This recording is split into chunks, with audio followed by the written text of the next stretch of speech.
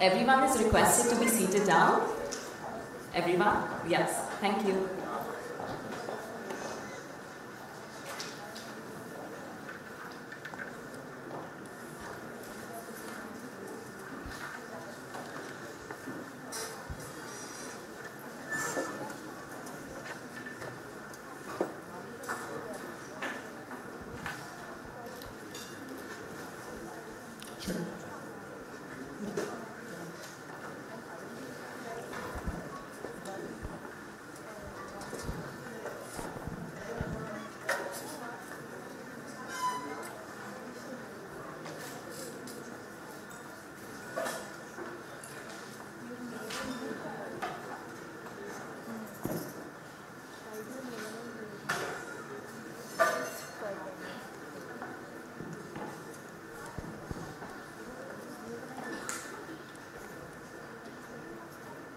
Hello.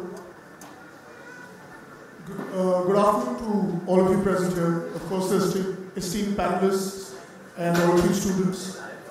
I know how hard it is to spend a Saturday in this auditorium.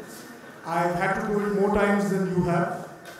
And it's a very different feeling to be on the other side of the stage. I'll just say the chairs here are more uncomfortable than the ones you have.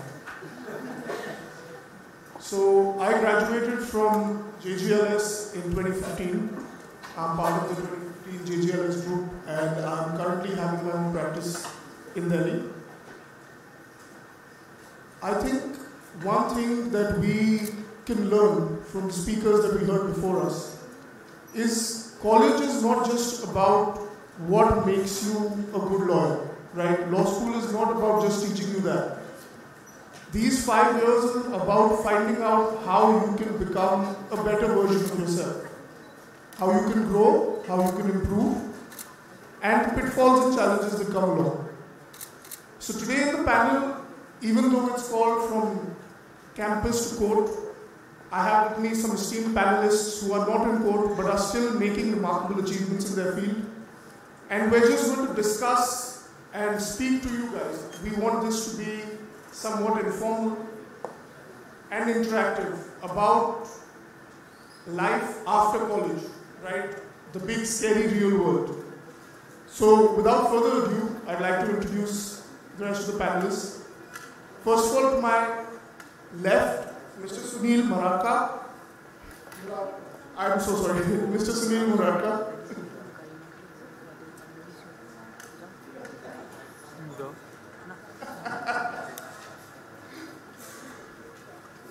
Mr. Muraka has explained to me that as any litigation lawyer knows, your spelling of your name is highly subjective to the courtmaster who writes it, and apparently it is here in college as well.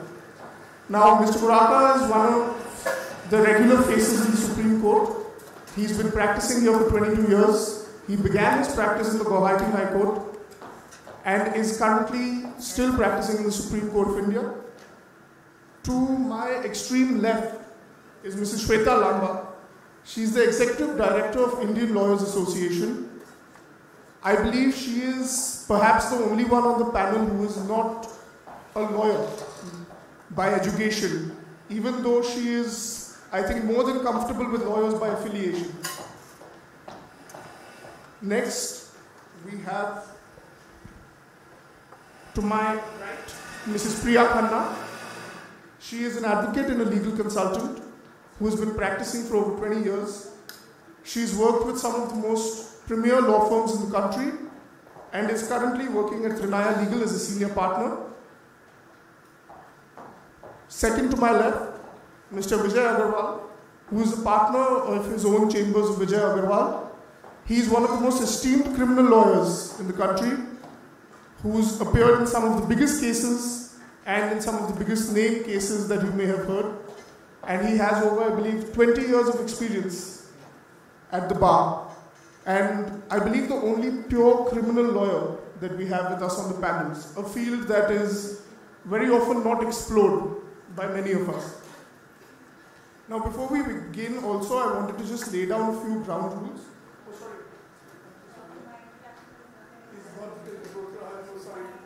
I apologize, and I'd like now you to introduce yourself.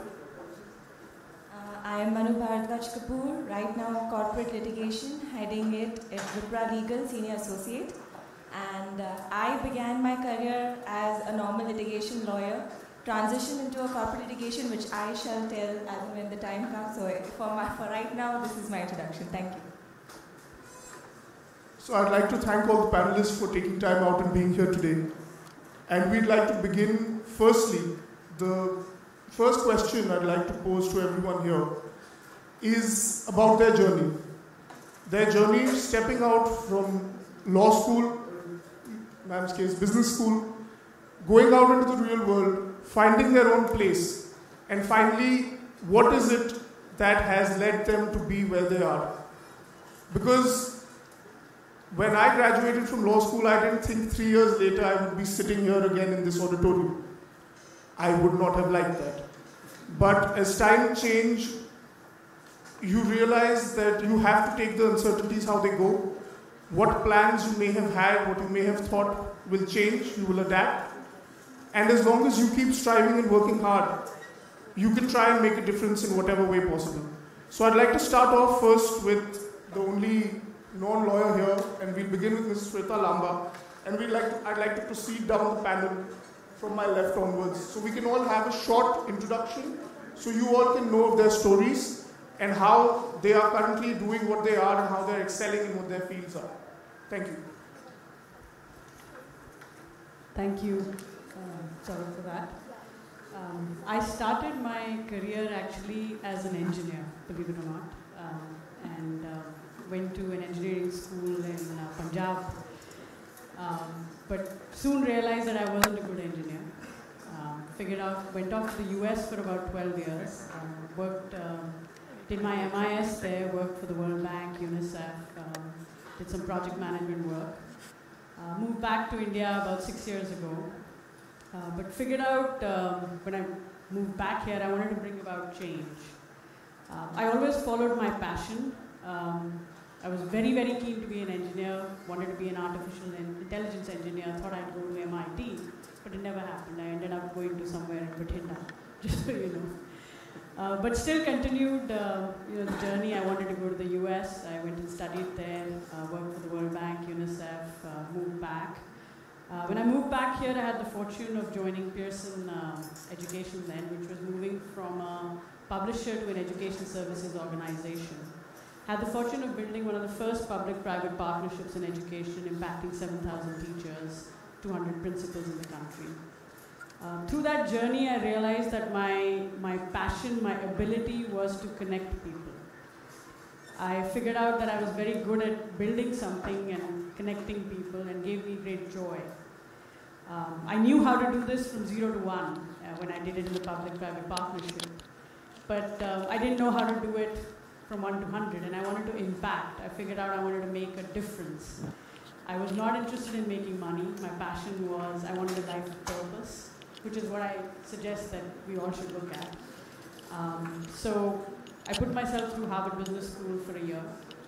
There I met somebody who is a fantastic gentleman who runs a law firm of 650 people, US, Canada, Mexico, called the Chuk firm. And he said, why don't we do something for changing India, for bringing about an impact? And one way to change the country is law. Law is one way that you can bring about a change. And I think, he said, why don't we build something in 100 cities? And I said, okay, but I'm not a lawyer. So he says, but you're a Harvard Business School graduate. So I said, yeah. And I figured out that what gives me the greatest joy is connecting people. And this way I could build a community of lawyers and make an impact in India. So that's where my journey is. That's how I've reached. And Indian Lawyers Association started 9 months ago. It's in 102 cities in India today. I think some of you asked about legal aid, about women being in law. These are the kind of issues we want to reach. 30 million pending cases. These are the kind of issues we want to take on. So please join us. And thank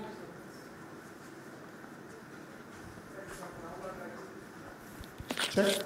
Now I'd like to invite Mr. Vijay Agarwal and to share his journey into the dark and murky world of criminal law. Hello friends, let me call you friends because it makes me feel younger. And see, I'm not a lawyer by choice. I'm a lawyer by accident.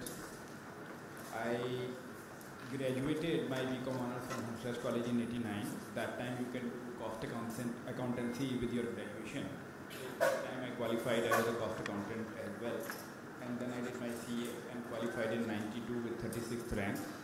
And then initially when you do CA, you are called article clerk and you are given a stipend of 800 rupees per month. So the firm I qualified from, my boss tells me that I am keen to keep you and I said very keen to be kept by you. So for 2 years I worked as a partner in a CA firm. And then my only wife that I had, I was having an affair. So she got late and I was standing in Karol Bagh and I purchased a newspaper. She should have told me that she would come after 2 hours to meet me. So I had no option but to wait for her. So I was waiting for her and I bought a newspaper and I saw, to kill time, there was a ad nearby in Jhandewalan to give an interview for the post of a Vice President Corporate Finance. I went there and I cleared the interview. Later on I asked my boss that why did you keep me? I had no experience of a leasing company. So he told me that I liked your one line in the interview. Every candidate asked me while getting up that what are the working hours, and when I asked, you didn't ask. And when I asked you that Mr. Agarwal, what would be the working hours, you said that sir, when I work I don't watch the watch. So he said on one dialogue of yours, I have engaged you. And then for that leasing company to attend their court cases, I went. And in Patiala House, a judge asked in the court that what is the difference between leasing and hire purchase. Company lawyer could not answer, prosecutor could not answer, and then I got up and then I spoke for half an hour. And that was the day that everyone praised and I said, okay, let's become a lawyer. And then I joined this profession only in 2000. And as it was told by Ms. Pinky Anand, that this legal litigation practicing profession indeed can be compared to Bollywood. One Friday can change your life and you make more money. For you students going out to the real world, the choice is that whether I want to be a corporate lawyer, whether I want to be a professor, whether I want to teach law, whether I want to become a judge, whether I want to become a prosecutor, or I want to perform. So it is just as good as that you feel that I want to become director, I want to become story writer, or I want to become a hero. But let me tell you, if you are performing and you are an arguing counsel, you are Shah Rukh Khan. And everyone wants to be a Shah Rukh Khan. But let me tell you, we have the people from law firms also here. They are the andatas of Shah Rukh Khan because they are the Karan Johar and Yash Chopra. So you have to learn to have a networking also, because you are performing. You may be very good, but then you might end up, then you might be a professor or say writing books. But if you really want to perform, somebody has to give you work also. So in the law college, you have to have a circle. So some of you will go to law firms, and who will be the first client of yours? Your only own colleagues only. And the turning point for me was that this 2G case happened, and for Shahid Balwa, who was the main person in that scam, he engaged Mr. Ram Jethmalani. And I was chosen to be the second man. But, so I met Mr. Jethmalani, I briefed him about the case, and we started towards Patiala House. In between, he received a call from BJP office that you are BJP MP, so you cannot appear in the case. So in 2 minutes, from the second lawyer, I became a first lawyer. And when we reached court, the lawyer for Mr. A. Raja was Mr. Ramesh Gupta.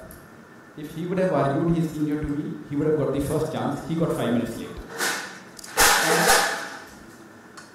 And as one panelist told us that the opportunity knocks at your door, so I became the first arguing counsel. It was full of media, everyone was there. That was the biggest scam of the country.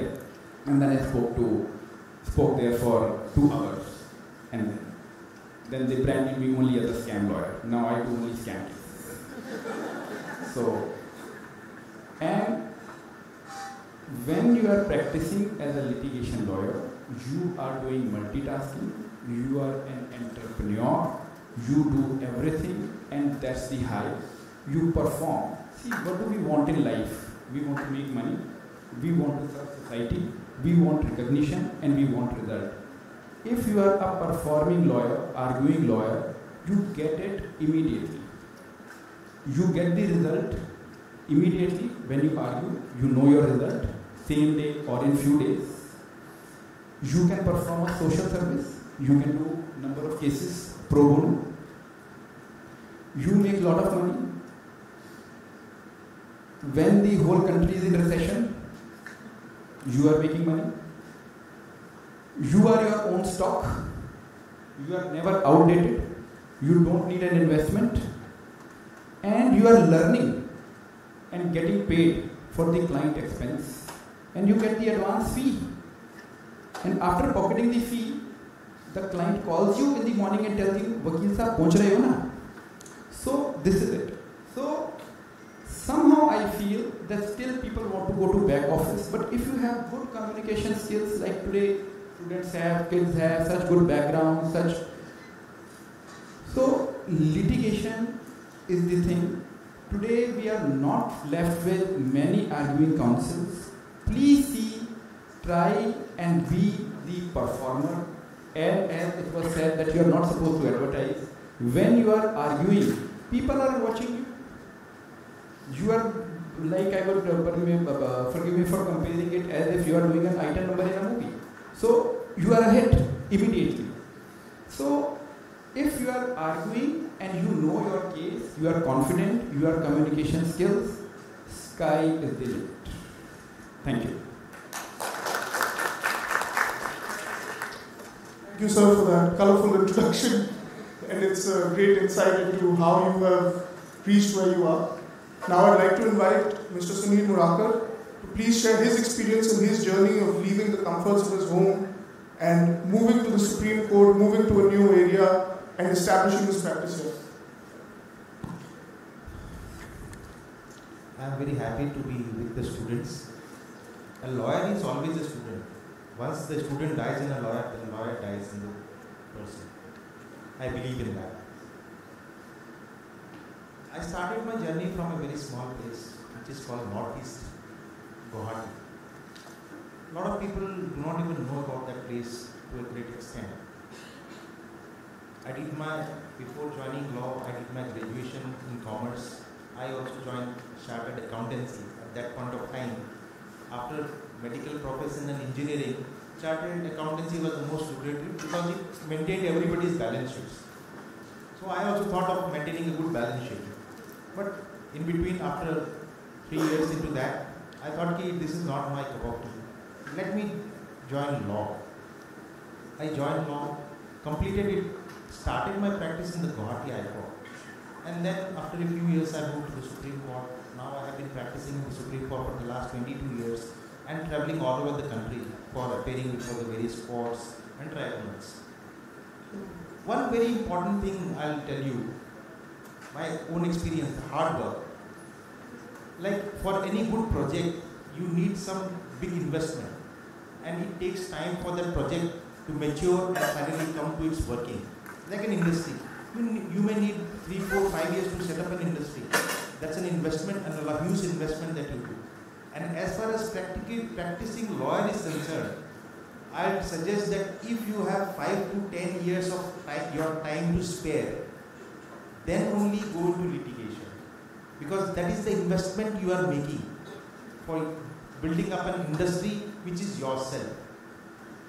And there is no doubt that only hard work. You don't have to be a very great lawyer, a gold medalist in education.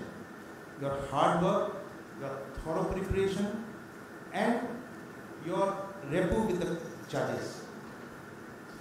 That is the only way you can become a good lawyer. Always take the judge in your confidence, and moreover, when you are a litigation lawyer, you have a lot of things. The entire universe is your area of practice. Not just the world. The entire universe is your area of area of your practice. And if you don't specialize, there is an advantage to it because you think differently. A person who specializes in one particular or two lines, he thinks in a particular way only.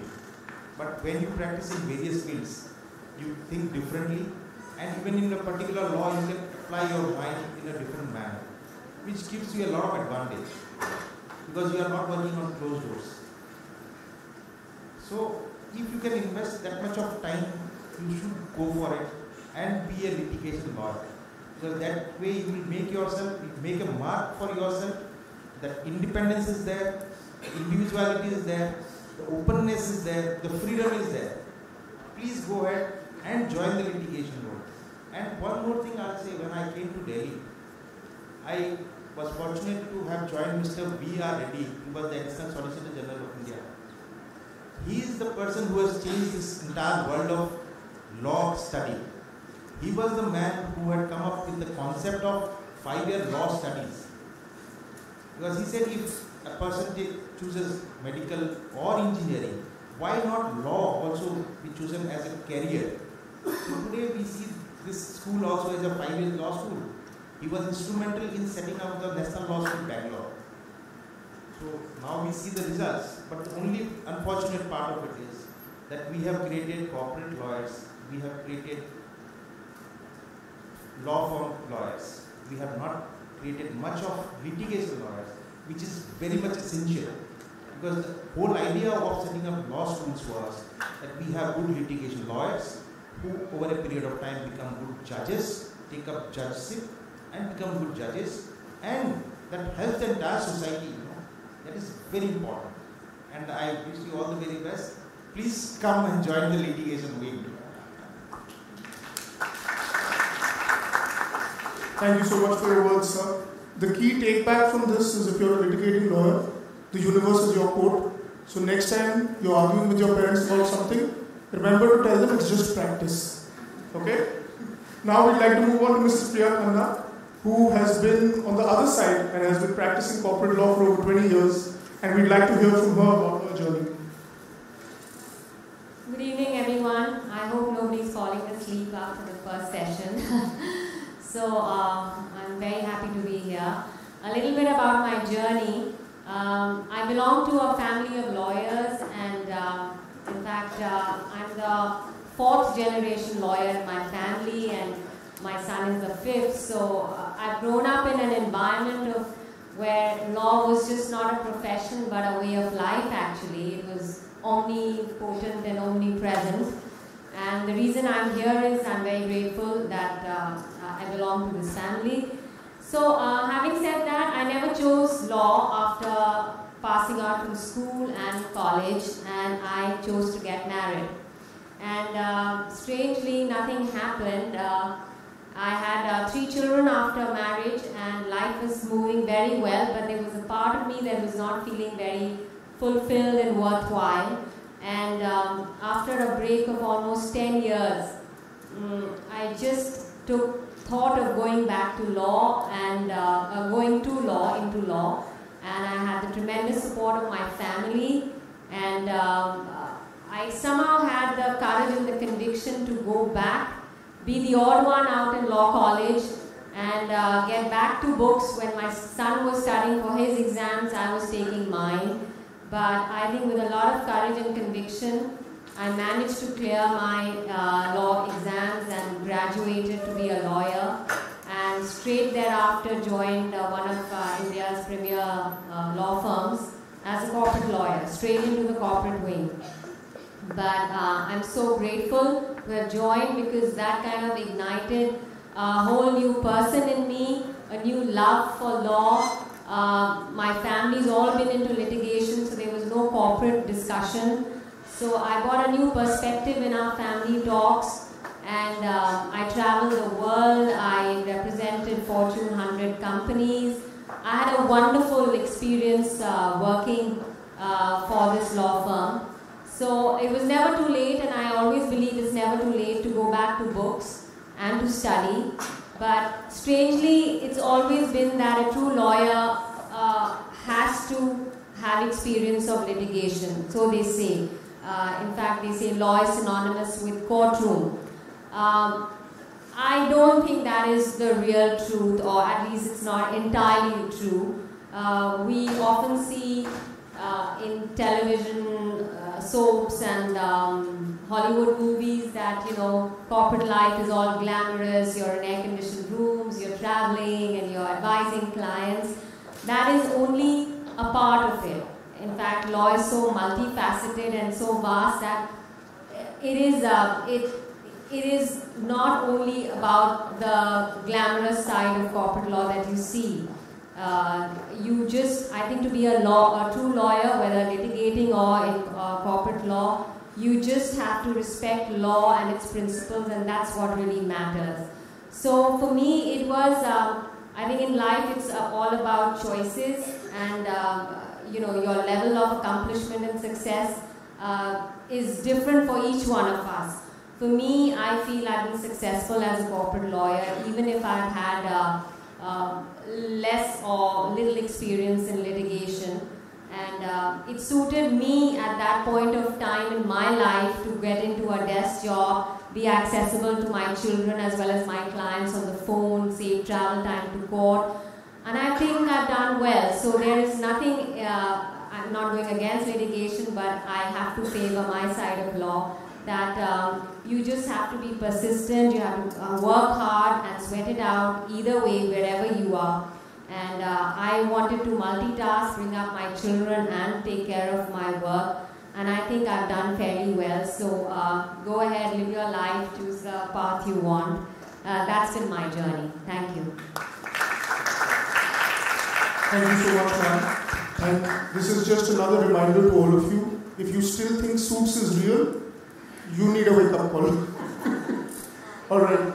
I'd now like to invite Mrs. Manu Kumar Bharadwaj to also address us on this subject, and like to thank her also for joining us at the last moment, which is unfortunately why I was not. I'm so sorry to cut you short, but it's not Manu Kumar. And every time this happens with me, even in the courtroom, where the court master puts Mr. Manu Bharadwaj as my name, but one fine day, the NGT principal judge, he corrected, he asked my name, he said, why is Mr. written there? And I said, I don't know, my lords, because this has been happening with me every time. So he said, at least in this court, I make sure that you will be addressed with your proper gender. I'm like, thank you, madam. So that is my way. If I tell about my experience, my journey, I don't think it's going to be a set example for anyone out here, because it has been a roller coaster one. I don't know how I became a lawyer. I am a BTech, then I did my MA Sociology. I came to Delhi from Goa, and yes, I am from Goa. My parents are lawyers. My mother was the first lady judge of Goa. I got a law firm there, and I came to Delhi to pursue civil services. And it's a vicious circle. I tried 1 year, dropped the other, third year, fourth year, and I didn't know where I was ending up. I cleared mains, so it was, okay, fine, 1 year you clear mains, then you go to the interview. It's like, you know, it engraves you. So I thought, okay, fine, I will keep doing it, but what next? What if I don't get through? So I did law. It's like a family business, so do law. So I did law, and I did law while preparing for my civil services, which means classes, nothing.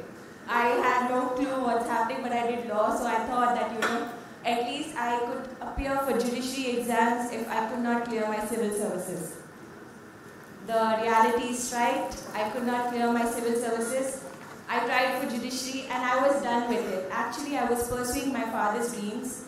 It all happened when I was a brilliant student in 10th and 12th, and my father thought, oh, science is the thing to enter. So, science karenge usse. Science based liya. I had no choices. But deep down inside, when I used to see my father litigating, he has almost 40 years of experience back there in Goa, and he is the only North Indian criminal lawyer there. So, seeing him, I somehow got all of those qualities within me, and I wanted to become a lawyer so desperately, but I could not put it forward to them. But when I did not clear my civil services, I could not clear my judiciary, then I said, okay, Dad, no more. I am not going to be in the four walls. I am going to go out there and do. But then, my entire business was in Goa. Nothing was in Delhi. I had nobody out here. I had no clientele, no office, no godfather, nothing. So despite of being second generation lawyer, I had no help at all. I had to start de novo, and for that, I did put my resume on naukri.com. I have done everything. I've gone to Mr. Vijay Agarwal for interview. I've got blanked out. I have no qualms in accepting that, and I have done that. I have done all the blunders. But then still he was very kind enough to say, yes, I will groom you and everything, though those things didn't work out. Then suddenly things happened to me, and because I had offers that why don't you join corporate? You are a lawyer, and for corporate probably it's good, contract drafting compliance, regulatory compliance, you get into corporate. I had these suggestions. But then the thrill, I could not. In fact, in the middle I forgot to tell that I cleared a bank PO exam as well. And my father was like, you're taking it. I said, no ways I'm taking it. I'm not going to go to the same office every day, meeting the same frustrated people. I'm not going to do that. And I did not join my bank PO wing. So then I said, okay. I started with trial courts. I did a lot of pro bono cases because to become a litigation lawyer, you need some cases in hand. And nobody is going to give you worthwhile cases, big cases. So you have to take cases which comes to you. And I, that time, stayed in East Delhi. I have my house in East Delhi, parental house there. Now I've shifted here, matrimonial, I've got married. So probably that is my destiny. I came to Delhi, I don't know. But then I started on whatever cases I got, I did. But the best thing that I got was that I started from trial courts. I did the dirty work from filing end-to-end everything. So for me, litigation and not corporate was a thing that, it was the thrill. It was I didn't want to do the monotonous. I didn't want to do the mundane. Every day going to court, meeting new people. You are sure of what you're going to say. You're not sure of what is going to be thrown upon you by the opposite counsel. You don't know what is going to be thrown upon you by the judge. And nowadays, as Ma'am Pinky said, that it's not the judges who are silent. They actually question you. It's very interactive. They will question you. One thing is sure, law is like an ocean. You cannot be sure of the entire law, but be sure of the facts that you hold in your hand. Be sure of the case that you're fighting for. Because if you flaw there, then you're nowhere. So for me, the entire thing was, I want to go out there, litigate, and yes, as Mr. Vijay Agarwal rightly said, it makes you feel like it's nothing less than a Bollywood thing, because once you're at the spotlight, you feel, oh, I am the star, everybody is listening to you, the judge is listening to you, the opposite counsel is listening to you, and everybody is listening to you. The thing is that you have to just hold on to that grip, go at the podium, get over the courage, and throw it up. Whatever you know, just throw it up. Don't fear for anything. Litigation is one field where there is no limitation to rise in litigation. No limitation. It functions with no boundaries, no confinement.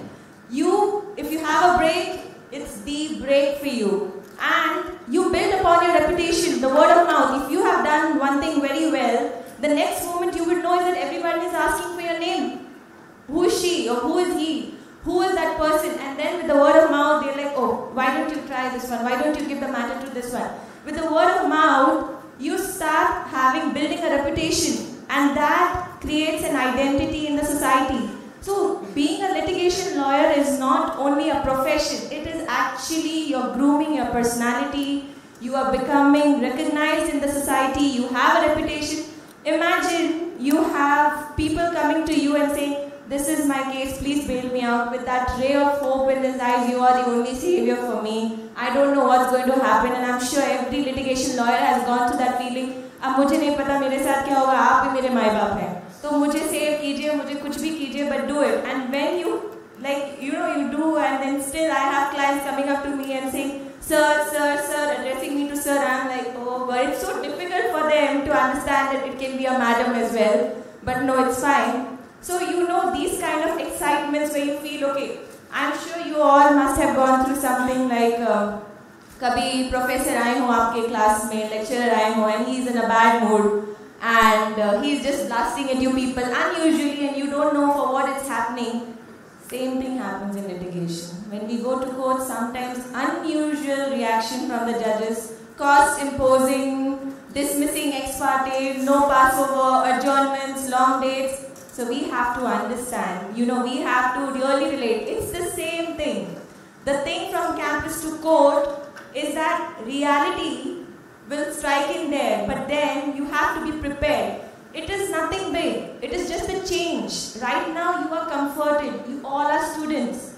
So this is the campus thing that you are. You're protected, But then when you enter the field, you are in the real world.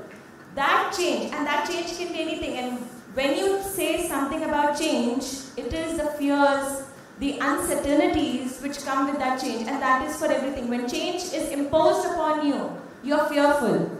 You're fearful, you are not certain what's going to happen. I'm sure everybody out here who are 4th or 5th year students may have the doubt. Stability, insecurity, corporate, stable life, litigation, don't know what's going to happen.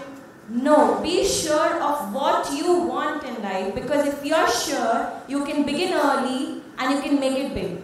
So this is my advice to all of you. Thank you. Thank you so much, ma'am. Despite, of course, ma'am's best advice, it is relevant to note that no one here has started out doing and is doing what they started out doing. Everyone somewhere along the line had to make a decision where you had to change your own status quo. You had to make a choice whether to continue to be doing something that you find comfortable or whether you want to take a risk. When you're young, particularly when you are going to graduate or when you are just going to start working, the liabilities that you carry upon yourselves are much lesser. Your risks are easier. You're working or thinking of just of yourself. As you go on later in life, your expectations, burdens, everything increase. Risks become harder. But this is just a reminder that you should never be too afraid to take them.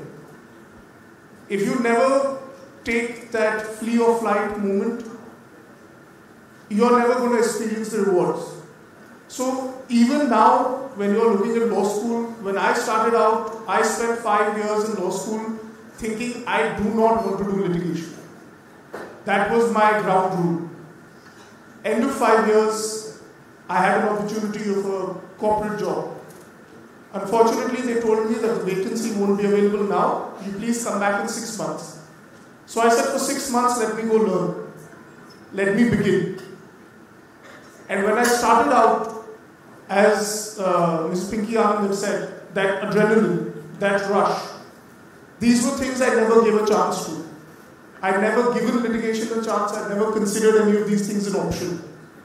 But once you actually go into it, once you finally decide to take a chance on something different, you may ultimately find out that you like this more than what you had thought. So, going on from law school, going here, be open-minded, be open to new experiences, don't be stubborn. Always be willing to adapt, whether it's now or later in life. And with that, I want to move on to having our panelists share what are some of those moments for them that inspired them or made them want to take a change, something significant, something that they feel either they've contributed or they've learned from, they've valued and cherished. So we can also share from our experiences. So I'd like to start this time from my right, because the mic is already here. Okay, because you will have to cut me short because then I don't know where to stop. So you are free to do that, sir. Okay, see, if I say in years, the distance from there till here that I have covered till now is shorter than what distance I will have to cover from here to either of them. I'll be very clear about that. But then, all my experiences till now are the premier ones that I feel so nostalgic that I can relate. And I work very closely with the students because somehow I get a lot of interns to intern under me, to learn under me, and various law firms that I have been part of. And somehow they say that I'm able to make a mark on them or groom them or whatever. So the one experience which is like very close to my heart, maybe 2-3 are there, the one that within 1 month of my enrollment I argued and I got the order in my favor, interim argued. I was sent by my senior for adjournment, I argued, I got it, that was it. The first time I got notice issued in Supreme Court, that was big. But the most memorable one that I would say was, by default, my father was here for vacation in Delhi. He had come from Goa, he was here. So he was staying in East Delhi, I was staying in my matrimonial house. We didn't know we ended up in the same court. It was for admission. And he was opposite me. And we both were together. And we didn't know this because we didn't discuss this. I was not expecting him in the court because when we have occasions out in Maharashtra and Goa, the courts are functional in Delhi. So it is not the same time that the holidays are in both the courts. So he was there. And I thought, because it was my case and I was admitting the appeal, I thought, oh, it's going to be easy because that's my father out there. I'm sure he's going to be good with me. But within split of seconds, and he started, though I had to start my case, he started and he stole the show.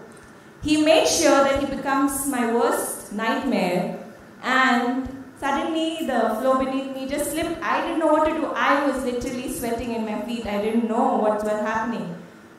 But then I had something inside me because I knew I had a very good matter, and just because he intimidating me and me falling weak, that he is the opposite me could not ruin my day that day.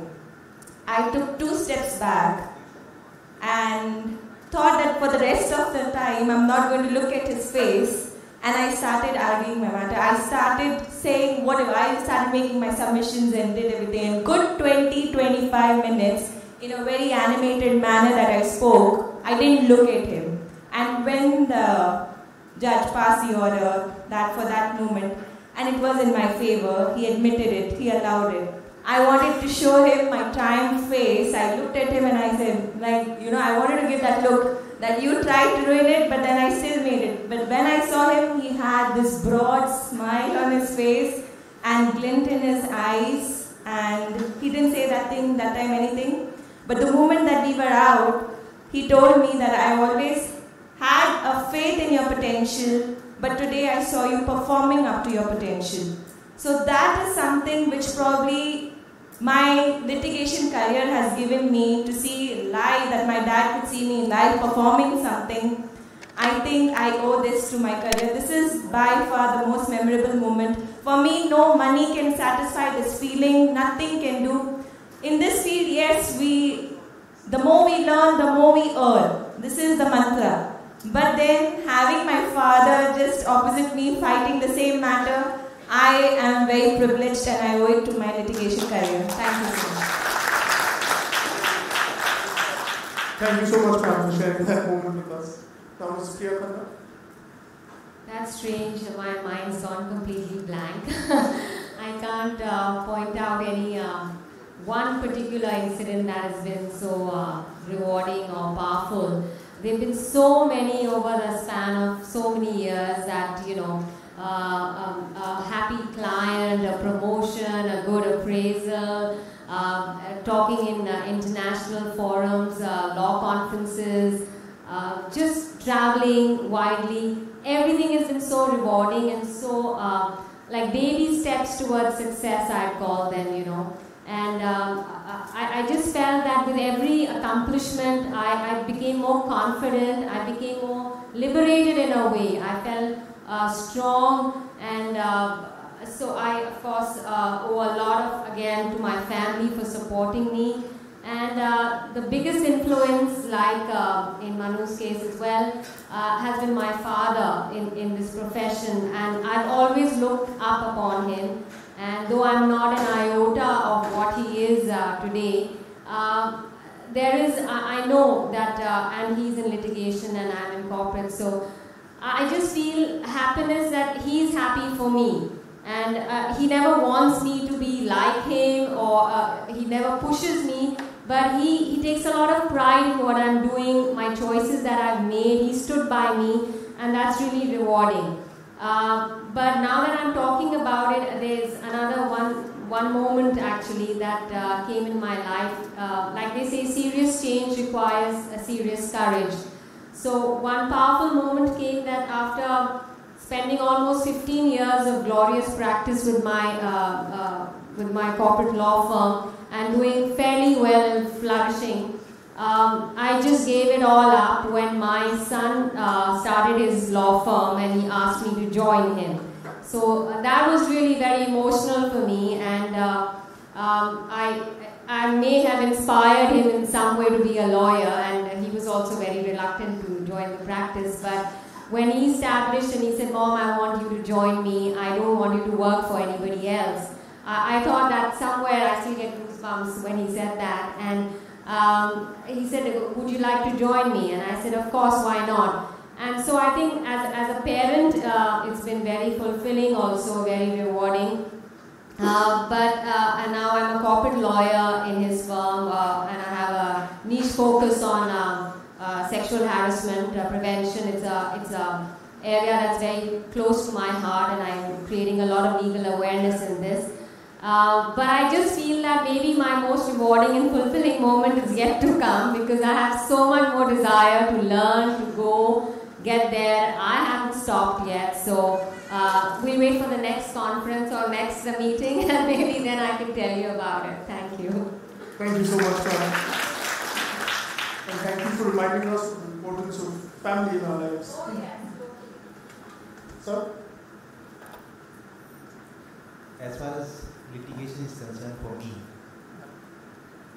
the most important thing that would have happened to a lawyer, litigation lawyer in an arguing counsel would be his fellow colleague having faith in him, handing over his brief to you to argue before the court. So that's the most important part of it. And even persons who are much more senior to you in the profession, engaging you to argue their matters. It's nothing like that. And apart from that, the second thing is clients coming to you, engaging you in matters, and taking you outside your station, main station, different cities, different high courts, and asking you to argue the matters where you see battery of lawyers, senior lawyers, who are already engaged in the matter. They sit next to you and you argue the matter as the lead counsel. It has happened with me. I have argued some matters where even the Advocate General for the state has sat next to me. I argued the case, led the matter, and nothing more could be more satisfying for a litigation lawyer than an arguing counsel. And I would always advise to you, prepare thoroughly, and one day, definitely, you will get the best returns of your investments, that is your time. You will definitely get, I am telling you, just thoroughly prepare your matters. You don't have to be a brilliant student. I was an average student, just above 50s. I used to get marks. but today, even the gold medalist sits next to me. So that is the most satisfying thing in my life as a lawyer. Thank you so much. Thank you, sir. As Mr. Tulsi said, one of the charms of this profession is that on your first day as a lawyer, you can still go up and stand before the Chief Justice of the country and say, "My Lord, you are wrong." Though not actually, you shouldn't do that. Now, I'd like to move on to Mr. Agarwal, but as a slight precondition, sir, you've already shared with us your 2G story, so perhaps another moment for you. When you are in litigation, every second day you get one good moment. And if you are practicing on the criminal side, the most amazing thing is bail. A lady comes to your office with 2 kids. And she tells you that I don't know what the case is, but my husband is in jail. And when I went to meet him, he told me that whenever people are getting released, I ask them who is their lawyer, and he says Vijay Agarwal. Then they say Vijay Agarwal. So I don't know anything, you go and engage that lawyer. And then she comes to you, and then you have to demand fee also from her. She does not know the case. And those small kids are looking at you as a hero, that he is the man who will bring our father back home. And when they get up and they see their mother arranging for the money, and then when they are getting up and going and mother signals at them, they come towards your chair, they touch your feet and they go. And then when you are arguing in the court, you are under so much pressure that how will I go back to my office if I am not getting bail from the judge and face those kids. When people call you a hero, you like to live up to be a hero. I give you a very, very recent example. In this profession, you get money, recognition, and you get a lot of blessings. Somehow I feel that even if I do some sins in my life. I'm successful because I get so much of blessings every second day. I share a very, very recent example, say 1 month back. There was a 18-year-old boy, 18 and a half. He befriended a girl who was 14 years. They got friendly on Instagram. And then they decided to meet. The girl was the daughter of a colonel. They met at 4 o'clock. And then because they were afraid that the call would be coming from the home, so they switched off their mobile phones. And at 9 o'clock, and they just went to a park, held hands, and when they went to their home, the mother had panicked because the daughter's phone was off. Police was sitting there. So the FIR was lodged on the boy that we went to the park and we held hands. The next day, the colonel Saab comes back from the duty and he gets furious. And another statement is lodged, and this time that young 18-year-old boy is charged with rape. And then the family comes to me. His father is in a private firm, 50,000 rupees per month, cannot afford. I take up the case. And then when I am arguing in the court, I am told, just when I am arguing in the High Court, I am told that if today you are not getting bail, tomorrow is the last date for his engineering in the jail. And if you are not getting the bail, then the boy's career is lost. And I was lucky, it was Justice A.K. Patel. I was lucky, maybe my arguments were not that good, but the judge was very good. So he gave me bail. And when I came out of the court, there were some 20 aged ladies, his mommy, tati, chachi, tai, mosi, everyone. And all of them get out me and blessed me and hugged me, and they did not leave me for 15 minutes. That is the high point. And then when I was used to go to jail, when there is a very high profile client, you go to meet him in jail. Then I saw that a lot of poor people are in jail. Then that inspired me. I filed a PIL, JGLS versus Union of India. See, rich people, they get bail. They can engage good lawyers. But there are people who are not able to afford lawyers. They are not able to argue. They do not have family. So then I filed a PIL in the High Court. And that time, Justice Sikri, who was Supreme Court judge now, that time he was acting Chief Justice. So then I filed a PIL that people who are being tried for offences punishable up to 7 years and they are in jail for a period above 1 year, they should be released without arguments. And he accepted, and then he released the people. Then I was called to the hard jail to I was facilitated. 420 people were released. They do not know me, I do not know them, but with one stroke of pen, those people, they got released. So that is the high point. Thank you so much, sir, for telling us about how you can bring change through your actions. And moving on to change, I'd like to move on to Mr. Shweta Lamba, who is trying to create a change in the legal system. You must be get ready to afford Mr. Agarwal. I'd like to have Mrs. Lamba tell us about how she is trying to institute change and what inspired her to bring about this change in our legal system.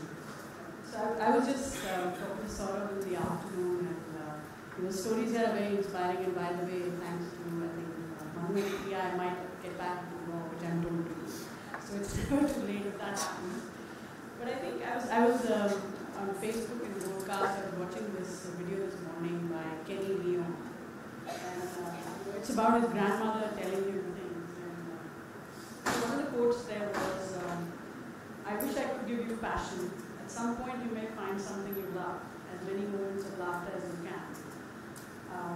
The struggle to make money is small compared to the struggle to make meaning and purpose out of life. So I think it's very important. It's not the zeros that you collect in life. You know, everybody makes money. But I think it's when you find your purpose. And you find your calling as to what you want to do and how you can bring about. And there's nothing, I think you are the future of the country. I think it's the young lawyers who can make a change, like Sir has done. I don't know if the magical number 420 was because of Castle Bees or what, but he was, he said 420, and he was able to do it at this stage. But you are the future. If you have so much opportunity, with this wonderful university, I think, OP Jindal, you have so much opportunity to bring a change. So I think if you should find your purpose and start doing more of this. I think a lot of you talked about legal aid, a lot of you talked about women, I think a lot of you talked about bringing about change and how, it's happened, how our life's journey. So if that can inspire you, just to think. In terms of my struggles, but I think one high point in life, I think like Priya, there's been many. But there's a very nice book that's out there, and I'm sure a lot of you have read it, The Subtle Art of Giving an F. It actually talks about the fact that it's your struggles that make you. So in my case, I think both in Priya and Manu's case, when they had the fortune of their parents helping them. I came from a fortunate family, but my parents did the reverse. Never helped. They always wanted us to struggle, at least us girls, and wanted us to make their own lives. So in terms of whether it's your contacts, whatever it is, they always said struggle and find your own way. So it's been very reverse for me. I mean, they said, we're not going to, it's not that they're going to support us, but they say make your own way. So I think if you find your purpose, there will be never a day you work. And it's your struggles in life that make you. There will be highs, but it's your struggles. I actually had to move back to India in certain circumstances 6 years ago. And I had a fairly good career in the US. And I came back and my first job here was to build public-private partnership where I knew nobody in education. And I had to get 50 people in 3 months, and I managed. My now new task is to build an association. In I think 9 months, we're in 102 cities. It's really your conviction, your passion to the cause that can do it. It's very hard. It's easier to convince people in court, but it's very hard to convince people on the phone. It's very hard to tell people that here is a cause we're trying to build, which is similar to Rotary, which is similar to building a force that will bring about change in the country. Where you all come together and we do this as a community to bring about change, whether it's 30 million pending cases, legal aid. But it's our conviction. Somehow, if you actually want to do something, you find the right people, the right forces that will come together. And I promise you it happens. I was sharing with Priya during when we were sitting, we were supposed to listen to the panel, but we were chatting, and I was sharing with her that yesterday, I was in a discussion where there was a Harvard professor who was talking about how do you become a high potential leader. And the first thing he said was set big goals. If you set, and he said don't set 8 big goals, but set about 3 big goals. And when we started this, we set a goal that we'll be the largest association in the country. There are 1.3 million lawyers in India and they're part of it, even if you don't want to. So I just think if you set big goals, struggle will come, but just have your conviction, persistence come through, you'll see life is. And I truly believe in the power of karma or anything. You just meet the right people for the right reason. We are all here for a reason. And I think I think we're all here truly to bring about change in your lives. I don't think anybody wanted to come all the way here for a cup of tea, but it was just to impact you. So with that, thank you, sir. Thank you so much, ma'am. One thing, all jokes aside, that is uniform. In the long run, it's never about the money. That's not going to be the memorable moment. It's a nice benefit, no denying it. But,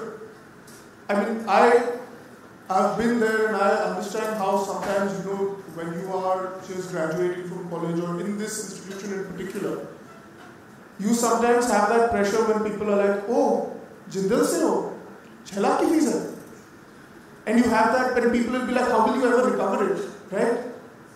It's an investment, but it's a bad debt. You're never going to be able to make it up. You're never going to. And in your heads, subtly at the back of your mind, there's this pressure that I need to be able to justify this, right?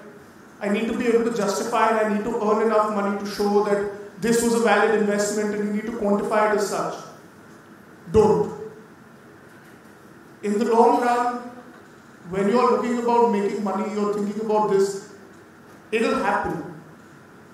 I joined a senior, he was a counsel at that time, and he's now Justice V.K. Singh. He's sitting High Court judge.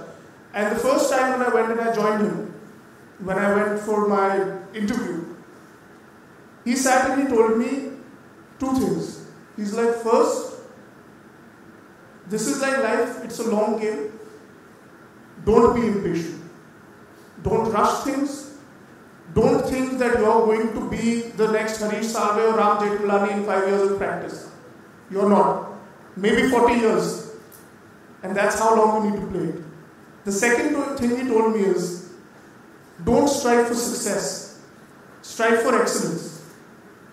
If you strive for excellence in what you do, success and recognition will follow. And I think those are two important things that if you can actually, at the end of law school or whenever it is in your life, have that one moment where you're doing what you do and you realize, wow, this feels right. When you have that moment when you feel that what you've been doing, everything somehow feels validated. That is when you know you're doing something right and you're doing something you care about. And that's when you should really go all out and put everything you can into making sure that you can continue to have those moments again and again. And you can continue to have that conviction to do what you are doing. And bringing that up, now moving on to the last topic before we throw it out for a general interaction, is what advice would any of the panelists wish to share which they had, that they'd like to share if they were in those seats, or alternatively some advice they received that they wish they'd ignored while they were sitting there. And for this one, I'm just going to see who's closest to a mic to begin. You have raised the suggestion. We have an involuntary volunteer. See, let me tell you, the biggest classroom that you have is not here. The biggest classroom is court. Just you go, I tell my juniors that when I reach suppose High Court and 10 juniors are standing outside the courtroom, if I have to appraise them, I see to it that which one is sitting inside the court. Out of those 10, 9 are sitting outside the courtroom and chatting or looking at the mobile phone. 1 or 2 of them are sitting inside the court. There are 40 matters in the court. You see 2 eminent counsels arguing with each other, and as you've been told, you see the judge interacting with them. That's the biggest school. I told you that I started my practice at 8. After 8 years of my CA practice, I started my practice in 2000. Who will give me the High Court briefs? Nobody will give me the High Court briefs. I was practicing in Patiala House. Then in 2004, see what happens is when a person comes to a lawyer's office, when he gets summons from a criminal court. Till 2000, the law was that if a criminal court summons you, you can go to that court and ask him to recall the summons. But in 2000, and I had some 500 cases going on. And in 2004, a Supreme Court, 3 judges bench judgment comes, Adalat Prasad versus Rupalal Jindal, which changed my life. It said that you cannot argue before the magistrate, you have to go to the High Court. So overnight, those 500 briefs of magistrate court, they became the High Court briefs. And I did not know in 2004 how to go and argue in the High Court. I had not gone to that building. Then I went there. And that time there used to be Justice S.K. Agarwal.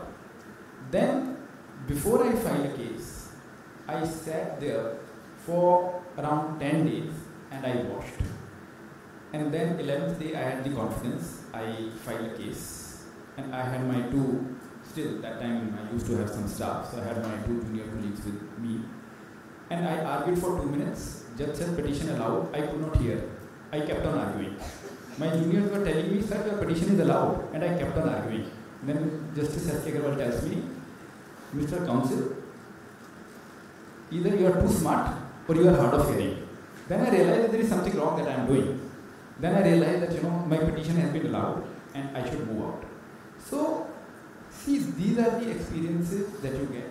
You go to the court, and at times you get snubbed by the court, but everything you have to take it in your stride.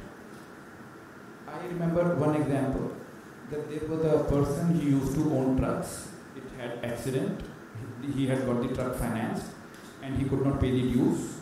So it was a 1 crore rupees cheating case. The man was in jail for 1 year. And he had, when he was in jail, his wife delivered a baby.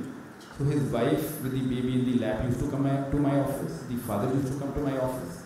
And I argued the case. Justice Geeta Mittal, that time, she was sitting as a single judge in criminal court. And she told me that, no, I am not inclined to give bail to you. You cheated so many finance institutions, you got so many trust finance.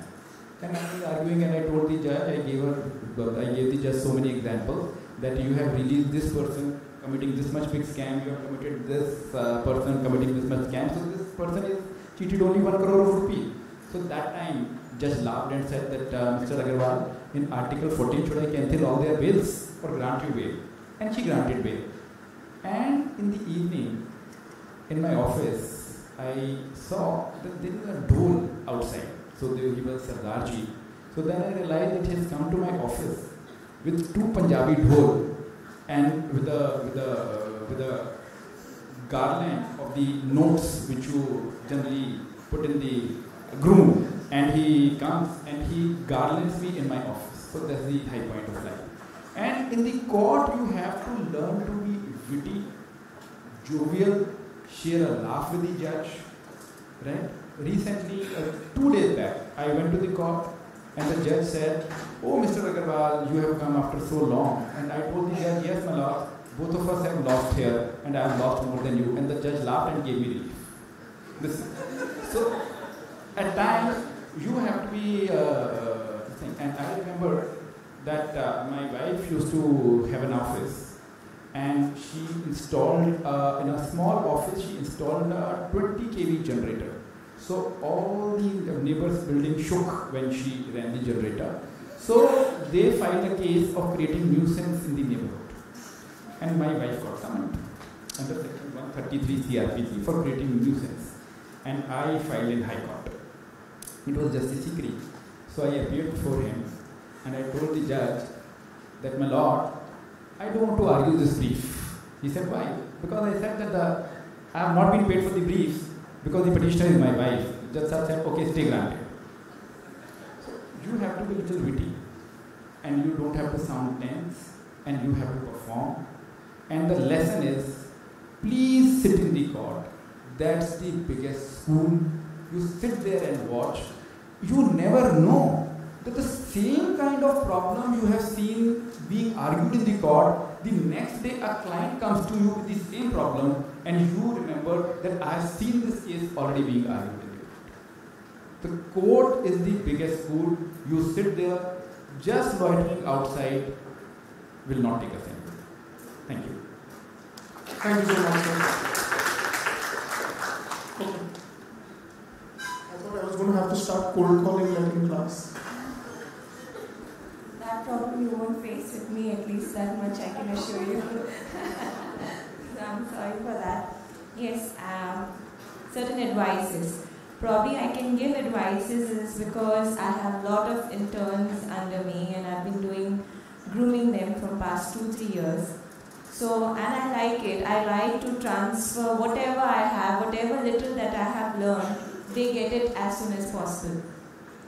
Probably the one advice which I would want to give that probably in schools and colleges not given is that more than the education, whatever you are studying here, whatever you learn here is the theory part of it. This is the campus. The practical part of it is in the court. So, if you feel that the most intelligent one is going to make it big out there, the one who has a good setup, who has offices, who's second generation, third generation lawyer is going to make it big out there, who has interned with all the big law firms, the tier 1 law firms or with biggies, stalwarts of the celebrated lawyers, they are going to make it big out there, then you are highly mistaken. It's not going to be like that. In the real world, what you have will show. It's not your CV, it's not your internship, it's not your background which is going to show. It is at the end what metal that you have is going to show. So my advice is to have the courage. Beyond everything, have the courage. And you will have opportunities come your way. And those opportunities won't be golden, silver, platinum, nothing. You have to grab and make it into one. And that's in your hand. You must, there are times when you're sent to take an adjournment or Passover and the judge is adamant, no, you argue the matter. What are you going to do? You will be able to do it only when you are aware about the facts, only when you're confident, when you are on your own feet. And that can happen only if you're confident. Nothing else, that courage. And secondly, it's okay to fail. It's fine. There are only two ways a person can learn. Either you go down, go to the grassroots level, learn, be aware of what you know, or second, fail and learn. And that learning will stay with you till the end. And when you think that you know it all, you start doing, and then the opposite counsel throws something at you, that's a learning. You learn it. You know that you've learned something new. So it's okay to fail because you're evolving into someone better. And the third thing that that I want to tell is that take your internships very seriously. At our times when I didn't bother about my internships. I didn't bother about my classes, only what I bothered about my internships. So that was not a thing. But now when you people have given that time, the space to do internships, please do. 4th year, 5th year students have this dilemma, corporate करें, litigation जाए, oh stability, we have a package, litigation we might not begin, whatever may happen after 2 years, 3 years, or like God knows who's going to hire us, how much stipend are we going to get, whether we are going to perform, at least corporate में ये है, कितना package है, ये placement में आने वाला है, वो placement में आने वाला है. I'm sure everyone is going through that and everyone has it in their mind. I want to tell them, take your internship seriously from day one, because in your internship, you can identify your skill set. You can identify, evaluate, self-evaluate. The idea of internship is because you can identify where your skill set lies. Sometimes you feel, okay, you go to a corporate firm, you do your 1 month internship there, go to a litigation firm, do your 2nd month internship there, 3rd one with an independent lawyer. I'm still saying, because if you guys have time, still do it. 1 month to one this. And the one which you feel that it's the best, don't do the 2nd internship there. Do the worst thing which you feel that you're not going to do it there, because maybe they may have some factors which may have gone against you. So to be double sure of not what you like, but not what you don't like and you don't want to enter, do it twice. Because once you enter the real field and then you waste your time doing 2 years this, 3 years this, and then switching, it's going to cost you big. Where there is cutthroat competition, it is going to cost you big. So plan your internships properly, corporate, see the thing. And then secondly, even the companies that you want to join, see, different companies have different ethos, their culture, their work styles, everything is different. If you're an aggressive player, okay, then see for that kind of a thing. If you're a suave person and you feel that you are a little humble, then see that kind of culture, because it's very important to have that aligned, what you are and what you want. You have to align these two things, and once you align these two things, you're going to make it big. The thing, if you identify what you want at an early stage, you can begin faster, you can stay more motivated, and you can really achieve great heights in that thing sooner than whatever other people would do. Instead of being confusion and going into one state to the other state, you will be much more focused. And focus is something which it will give you what you want. If you are focused, irrespective of whatever is going to happen, it is going to give you what you want. So take your internships very seriously, and it is about the survival of the fittest, not the one who is most strongest, not the one who is most efficient, most brilliant, most talented. No. Once the transition takes place from campus to court, the transition that you're going to do, if you're entering litigation, you have the fears, absorb those fears. Take a grip on yourself, overcome that, and then see, you'll become a pro at it. Because the pros come later on, the cons you have to cover before. Once you do that, you will get it. So this is my advice to all of you. Thank you. Thank you so much, ma'am. Thank you. I think we need to have you back just to give one entire segment on the realistically preparing for the corporate world. And I think definitely our 4th and 5th year students would appreciate that. Ma'am, what would you like to? Well, there was one piece of advice that I should have paid heed to. My father always, sometimes actually, called me a half lawyer. And I never really understood it. I thought it was just humor that he was trying to be humorous about it. But as I grew into the practice and I was doing very well and very comfortable, I sometimes used to feel very left out when my colleagues were discussing the courtroom drama, the nitty-gritties of the cases, the disappointments of the day, the excitement. And of course, sometimes in client meetings as well, I felt a little out of place when I couldn't answer with so much confidence the nuances of litigation and the whole court process. So then I kind of understood why my father called me a half lawyer at times.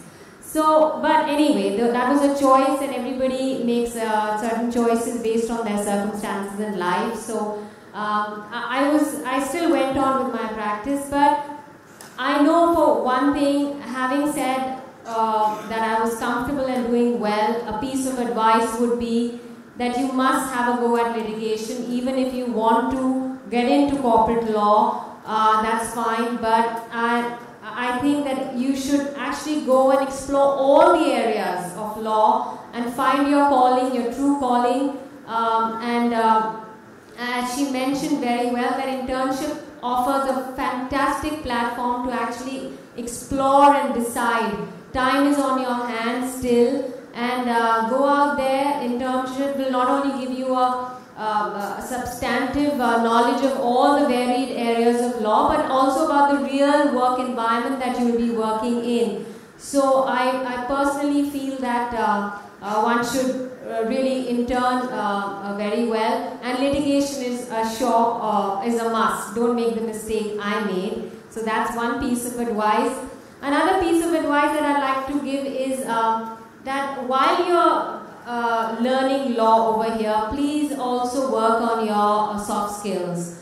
I think because I was in the corporate field, I felt that there were so many such well-accomplished lawyers with such tremendous knowledge base, but they just didn't know how to make presentations or talk to the clients or even groom themselves. They had no business etiquette. So I felt that they were, and to be a face of a company or even of your own law firm, you need to have these soft skills that a lot of time, even to make a resume, a proper CV requires a skill set. So whether it's leadership or communication or whatever, dwell into that area as well and explore those options. And like he also mentioned, that don't run after money. Just be good at what you are and learn the art of lawyering, and money will follow. I also believe that having a mentor really helps in the legal profession. Choose a mentor who can even add value to the substantive law as well as even in ethics. I think somebody you can look up to and who can guide you in this profession if you can. Try and have a mentor.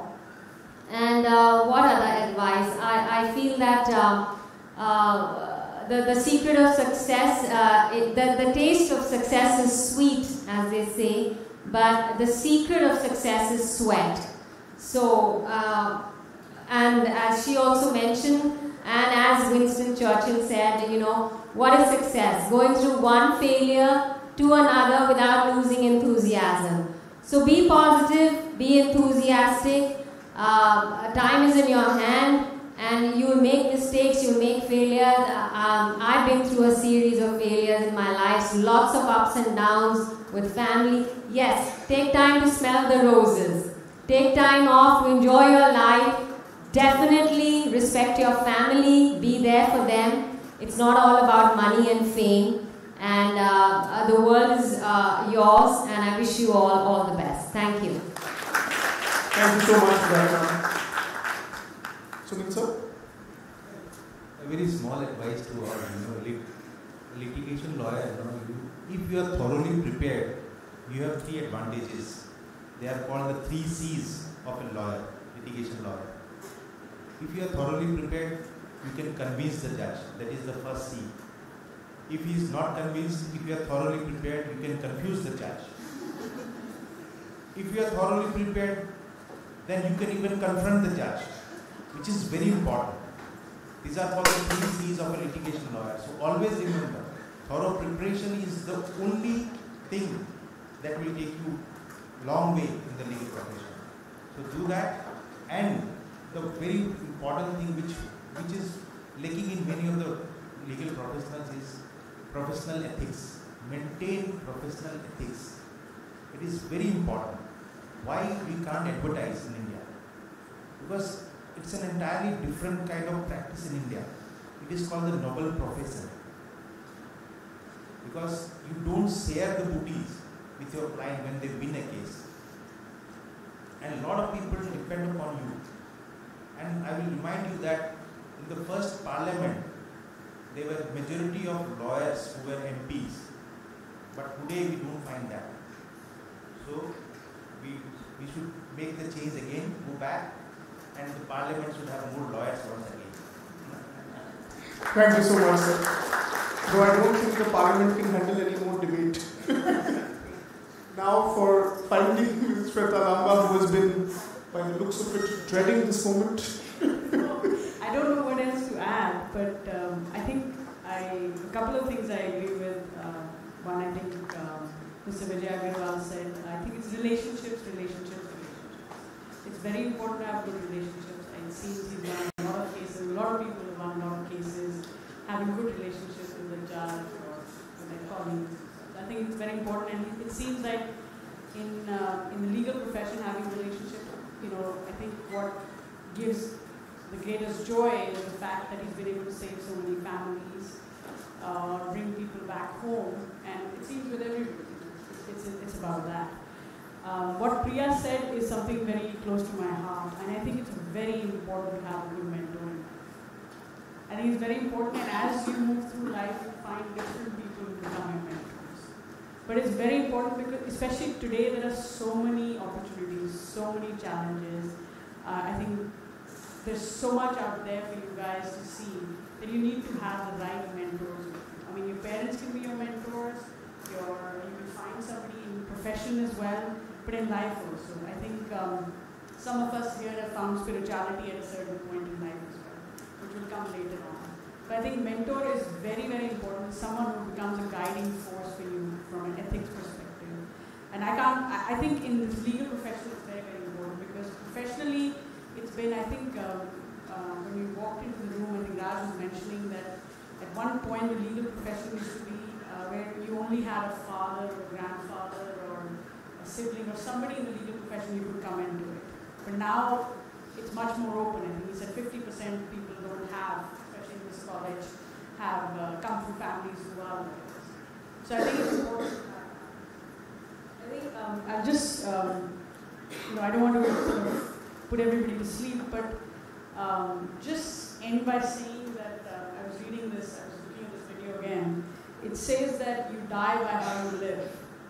And so experience all you can as deeply as you can. And that's all I'll say. I think it's about experiences. I think experiences in sport, experiences in life, your struggles that make you who you are. And it doesn't matter if you fail, but just go ahead and do what you want and follow your heart. It's very important because otherwise you'll regret it. Thank you. Thank you so much, ma'am. I'd just like to add one follow-up to what Ms. Lamba said, is that not only is it important to have a mentor, but it's also important to try and set an example.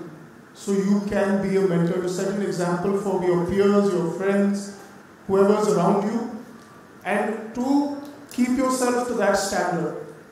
And a personal bit of advice from me to all of you who are here in college, just 2 things. Take care of your physical and mental health. Right now, you're going to be having a lot of experiences, you're going to be gaining a lot of knowledge, you're going to be going through a lot of firsts and through a lot of lasts. You're going to have a lot of experiences that will shape how you proceed in the future, how you grow up as an adult. And it's important, I think, to just make sure at the end of the day that you remember it's alright, things are tough, but it will get better. You have support, you're not alone. You will have your friends, you will have your family, you will have a whole number of associations throughout your life that can help you get through it.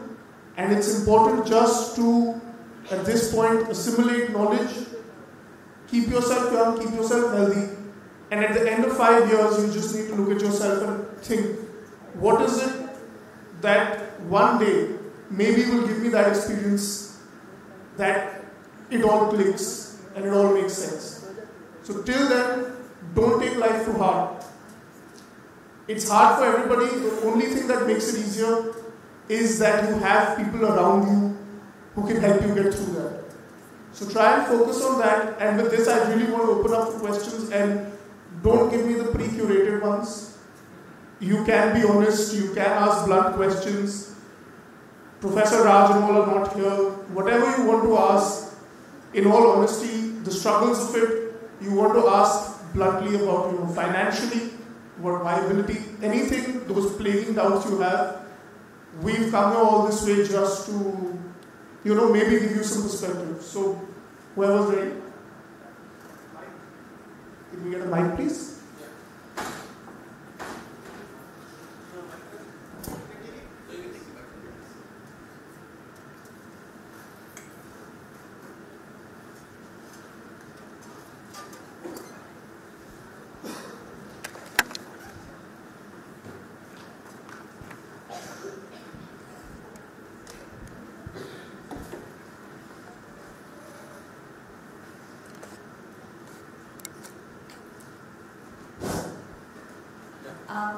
Good evening. Thank you all for being here. Thank you for taking time out of your extremely busy schedules to just mentor us and give us the advice that we need. But speaking of mentorship, the one thing that I've always thought about was right after law school, where to start. Should we look forward to joining someone like you or joining like a good corporate firm which also litigates and go with the flow, or join a small firm, a boutique firm, or like an individually practicing lawyer and just learn from them? Because the way we see it, we understand that the legal world is extremely competitive at this point, and we're all ready to put in all the hard work that we have to and stay committed and not crib about things like work-life balance, because by now we know that it's a myth and we've busted for ourselves. So where do we start from, and how is it going to look like? Should we, because I'm from the south and I don't really know where I should start from, and how is it going to be for me financially, at least till I make it, till I get my first break? Anyone want to come? Okay.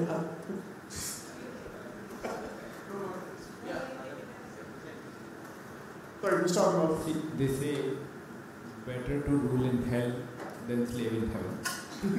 So you should go for a place where you are not just another cog in the wheel, you get the chance. So you should go initially. See, you have to go to a grassroots level. You want to perform, you want to write a story, but if you've not gone and seen the movie with the front benchers, you would not know that where they clap, where they whistle. So, if you want to experience the thing at the grassroots level, so you should go initially and if you are getting into litigation, then go for a small place where the person gives you a chance. There is one Vakil Saab and 2-3 juniors, and even if he wants to present himself to 2-3 courts, he cannot. And as Madam said, that you are told that I cannot make it, you go and take the adjournment, and the judge is fussy about it, and then you get your chance to perform. So, this is the way that you learn. But of course, then initially, please, somehow I feel that I'm here at Jindal, so people will assume that would have, say, fair financial background. So if you can invest little time initially, that you feel, because at times I feel that people come to me and say that we were working in LPO, you ask them a simple question, they will not know. So, initial, but you join a LPO or anything, you initially get a good 40,000 rupees start. But then, your career is built for life. So, initially, start at a small place where you get exposure. Otherwise, you are joining a very big place. Vakil Sahib will argue and you will be standing behind him holding his books and your turn will never come. So you should go to a place where your turn should come. See, for us, it is so intoxicating that, as I said, that if it is a holiday and I don't get to argue, I feel that at night I should lecture my kids and wife. So today it was a free day, I did not get to argue something, so I came here so that at least I can speak. So it is so intoxicating that you want to argue. That is the high in life. And when I was sharing the various incidents, I tell you, and basic thing is that you get to perform. And basic thing is that in the courtroom you have to develop your personality. And I have seen that you want to diffuse a situation, the wit matters. I just give you one example. You've heard of this Peak Asia fraud. So I was to get transit bail for the wife of the main accused. So it was a Mumbai case. They don't give you bail from Delhi, but I cited the example of the Lair Mendi and I got the bail for the lady for 2 weeks. And the judge said that, Mr. Agarwal, I am giving this bail for 2 weeks. I am not inclined to give. Don't come to me after that. And then the client comes to me after that. And then I said, no, I will not go. Then she increases the size of the fee. I said, okay, I will go. And then I reached the judge. And the judge looks at me and says, Mr. Agarwal, I told you that don't come to me again for this. Give me one good reason. I said, my lord, dil mange more. He said, Arey bhai, isko ek thing ho. So, you never know what is it that would matter.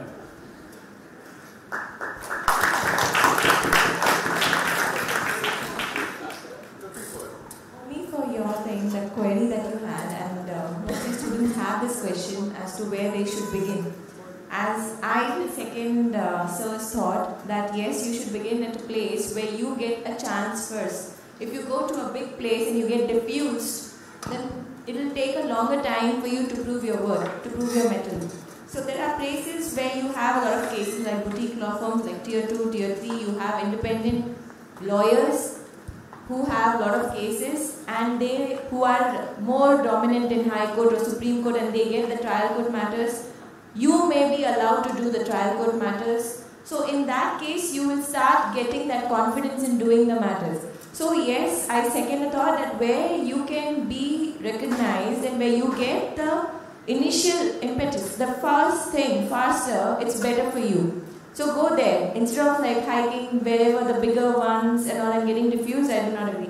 And yes, even if you want to enter corporate, do the groundwork. So if you know end to end about the courts, how they function, how the trial court functions, high courts and supreme courts, it's only at the level of law.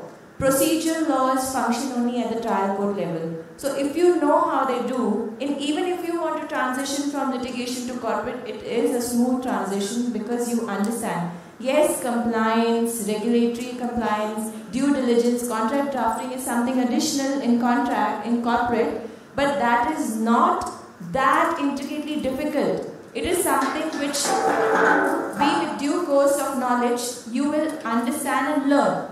It's not that tough. But what is tough is to go out there, to code, to understand, to know the thing. So you know what goes after it. So once you incorporate also and you have to outsource the matter, you know what is going to happen, what is the next step. So have that understanding of how the courts run before you enter into the thing. Just like to add one thing, wherever you join, your aim should be to take over that office. I'm not kidding. Become indispensable, work hard, become that person without whom, if you're away one day, all hell is breaking loose. Wherever you go, that needs to be your aim, your colleagues. You have to help them and support them. Don't put them down, but become that person. That's going to be, if you can do that in your first job, then moving forward, life will become easier. I'll also just add to that. You see, legal practice is like building a big building, Apple Tower, or maybe World Tower or something. Start with a good foundation.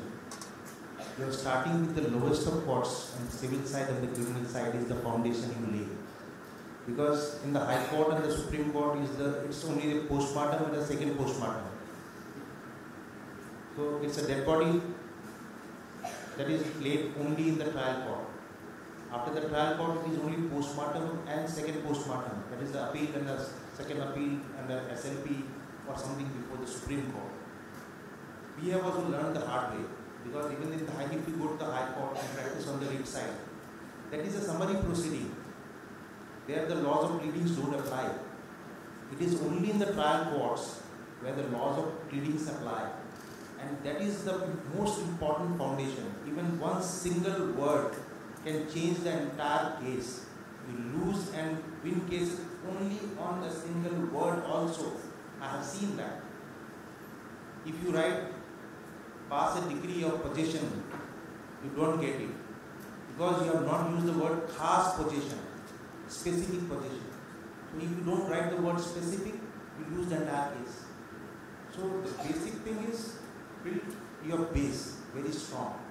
And then you spend some time there in those courts, not many years, a few years. Then you can go to practice in the High Court and the Supreme Court. And one advantage that you have in your 5-year course is you go for internships. During your internships, take your internships before a litigation lawyer, before a corporate law firm, and also go to the industry so that you know how things work there. You can make a choice once you graduate from the college. We did not have those advantages at our point of time. You have that advantage. You can see all the 3 worlds during your course period, which we did not. So you can make an informed choice, because you will work in those environments during your internship, so that you can have an informed decision. That's my advice to you. I think these are more about finding the, I think, right mentor, and what Indian Lawyers Association, ILA, is set out to do, and being a knowledge partner here, thanks to Nathan, is we're looking to bridge this gap between helping you find mentors and helping you find internships. So we're going to be a platform to do that, and since we're in, across the country, so that's our intent, to help you find that. So you can send across your CV to us, and we can help you with that. I think on a more technical question of, I think the mentor, I think it's also a value-based thing, and I think when you're going through your journey of college itself, the friends, the peers, the people you associate with, I think in these forums at Jindal, you get a great opportunity to meet people, whether it's Mr. Vijay Agarwal or Manu or so you just, or even Saurabh for that matter. So I think you can choose someone, and I think one way is just your persistence. I've always found this a very good way. I never hesitate, and I will just walk up to someone and say, I'd love to meet with you, and if you can mentor me. Sometimes you just click with people.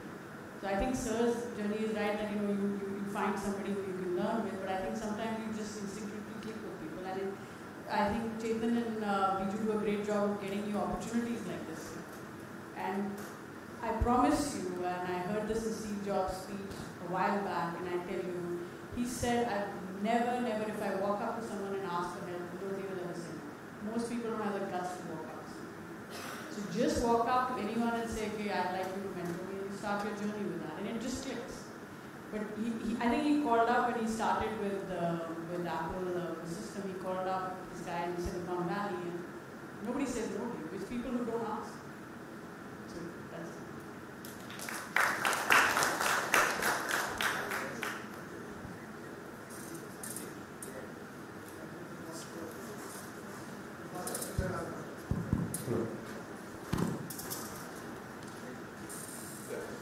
So my question was, how do we go about choosing our, how do we go about choosing between criminal law and civil law? Or, is there this compelling need to specialize in some sort of field?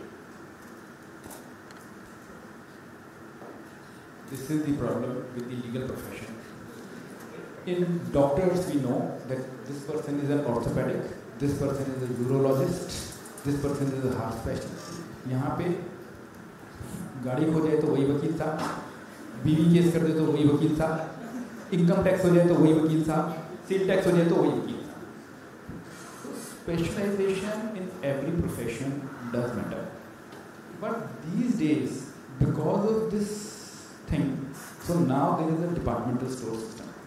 You want to go and you want to buy a pen to aeroplane at the same place. So, subsequently, like now when I am advising a client on a scam thing, so there is a problem that there is some company involved, civil law involved, everything involved. So during initial years, don't make a choice that whether you want to go to only civil. And brother, law is law.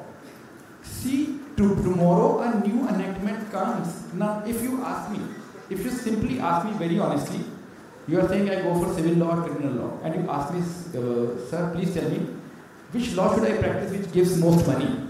Then I will say that please, there is a new law which has come just now, Prevention of Money Laundering Act. So go for that law. So you never know when will it come. I just give you an example that I was practicing a criminal law. So there was a man who used to run a lot of massage parlors. He was prosecuted in a particular place. He was prosecuted for running a brothel. So he comes to me and he tells me that he discusses the case with me. And then I said that I have never looked at this particular act. And I sent him back. Then there is a very prominent lawyer, if you've heard of, senior advocate, Mr. Ramesh Gupta. He's a very good person and he really mentors people. So he meets the client goes to him. That client was carrying the file of my office. He said, "Bhai, to Vijay ke paas uth ke mere paas kyun aaya? Bahut badhiya vakeel hai." So he says that I do not practice this law. So he calls me up and he tells me, "Vijay, you are making a mistake. See, in IPC there are 509 sections. If there is a special act, it is a thin act and there will be only one charging section. You read one section and you can argue the case." Okay? And permit me to share, now that I am sharing. So there the offense on that boy, they had arrested the man as well as the two women in his parlor. And then see, if a person is acting as a pimp, it is a bailable offense. But if you lure a woman to prostitution, then it is a non-bailable offense. So then I read the law first time and I did not know about it. So I looked at it from a different angle. And then when I argued in the court, when I reached the court, I told the judge that I cannot be prosecuted for a non-bailable section. Judge said, "Why?" I said, "Please, you have locked me up as well as those women. So if I am luring them to prostitution, then they have to be the victim." अब साहब आपको ये कैसे पता चलेगा उन्होंने मुझे बनाया या मैंने उन्हें बनाया? And on one line, I got paid. So if you look at it from a different angle, different perspective. Now when this PMLA Act came, we never knew about it. So it is a new law which has come. Now we are reading it and now we are practicing it. So you initial years, you don't say that I will specialize over a period. First of all, brother, you have to do MBBS, general practice, and then over a period you see what happens. So if people come and say, "Oh, I have a knack for criminal law, I have a knack for this civil law, I have a knack for corporate law," initially it is law. It happened with me in the moment I started CA. In Income Tax Act there came an amendment that there will be 100% depreciation on 5,000 rupees item. So I went to my boss and I asked him that what is the interpretation. He said, "Why have you come to me? You read the act yourself, prepare your own interpretation." Then I was happy, I prepared my own interpretation, and after 3 months, CA journal gave the guidance note and it tallied with my interpretation. So you should be ready to practice, argue any particular law in initial years. After 5 years down the line, when you become famous, then a particular kind of cases will start coming to you. Then you will realize that what is I want to do for the rest of my life. So the market is going to tell you that what is it you should specialize in. Now we have a lot of lawyers like this, they do matrimonial cases. They never chose to do matrimonial cases. There are lawyers who do NDPS cases. They never chose to do NDPS cases. When they were in law school, they never said, "Oh, we will do NDPS cases only." So over a period, you become famous for a particular thing. And like you said, you become lawyer by chance.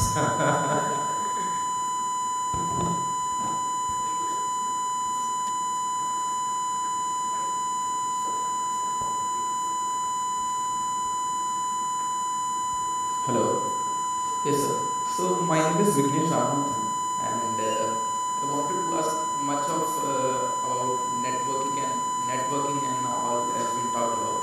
So, in the modern age, how do we as law students start networking and all, and how does social media and other sites online and offline also help us in building our connections and all? Attend conferences. Firstly, one, you need to avail what opportunities are available for you. Like this is one of them.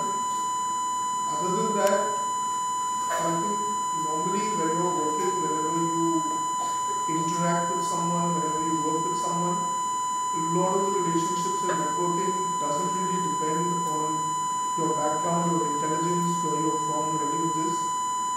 It depends a lot on, as Priyanka had pointed out, soft skills, just presentability, being respectful, speaking to everyone respectfully and working like that. Like with Sir, I've seen him in Supreme Court probably past 3 years every other day. I would have seen him. I have not interacted with him as extensively as I have now. But just owing to the fact that there's someone who you know, who you recognize, you see every day in court, you see every day working around you, you see people working hard, you automatically create certain characteristics, I think. So a lot of what people see around you and about you is about how you carry yourself, how you go ahead with this. As far as technological things, I mean, it's unbelievable now, right? You have LinkedIn, you have Facebook, you can even send Instagram requests. I know people who are friends with 90-year-old lawyers like Shanti Bhushan on Facebook. So you are not limited to traditional forms of social interaction anymore. So you can go out, but best is to go out and just meet people. Try and attend events. Be prepared. And how you carry yourself, how you conduct yourself, how prepared you are for those, and based on your interactions, I think that will help. I was telling that I did my first job as a vice president in a company. So there was a leading seminar. I went there with my boss. So he was moving around. I was moving around with him as his tail. So after a few minutes, he got fed. He says, Vijay, we can sit in our office and talk. Here you should go and meet people. I took the lesson. I met 4 more MDs and I got job offers from them. In the same time. And I left that job after 3 months. So, as Neha said very rightly, that people are here to help. We just don't walk up to them. See, about social media, I will not comment. I am a little computer illiterate person. Right? So, but in the networking, the people who are around you, the moment you will put, suppose after qualifying you want to practice on your own and you put a board outside your house, it really depends upon what in your mohalla you have the interaction. What with your colleagues here studying in the law college you have the interaction. Like Mr. Tulsi said that he was, Sushma Swaraj was 2 years juniors. So you please ask yourself, how many people you know who are juniors to you, who are seniors to you? You can start networking here, dear.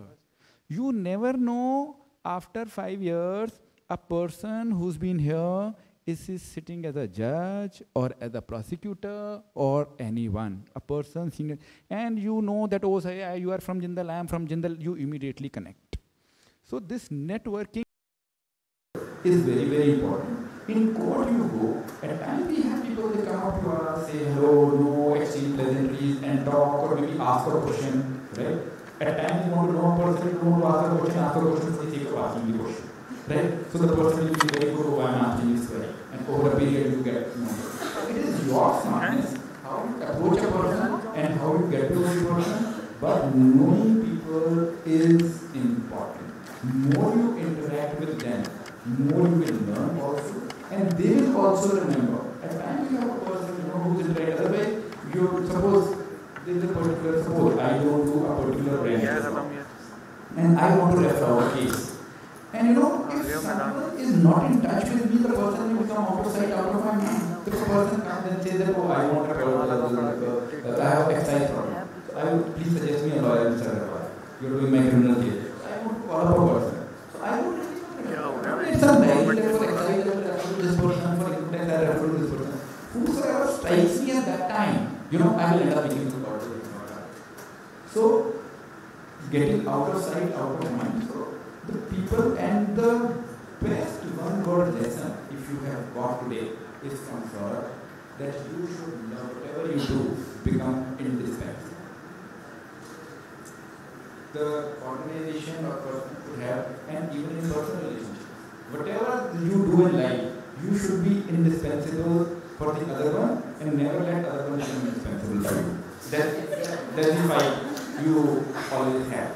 So, when you are interacting with people, networking with people, automatically things start coming. And they remember you over a period. And this is very, very important. Otherwise, you become one in the crowd.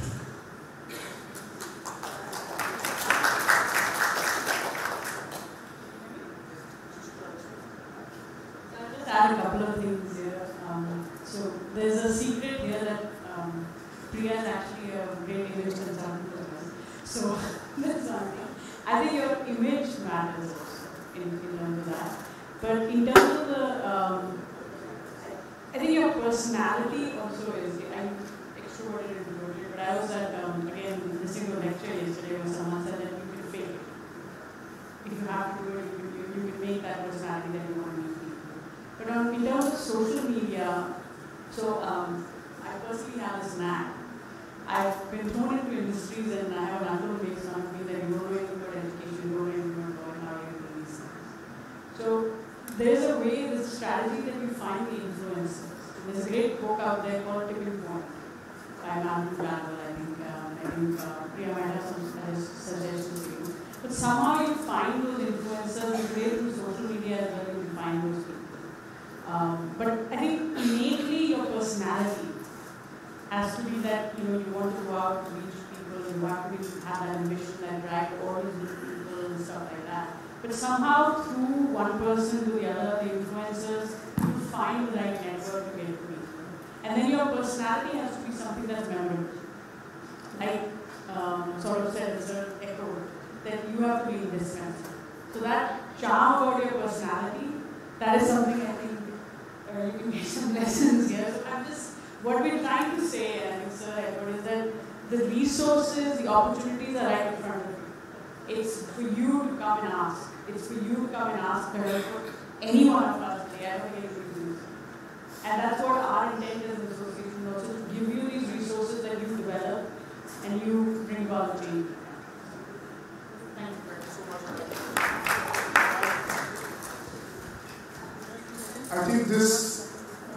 I think this brings to an end. There is someone who will answer.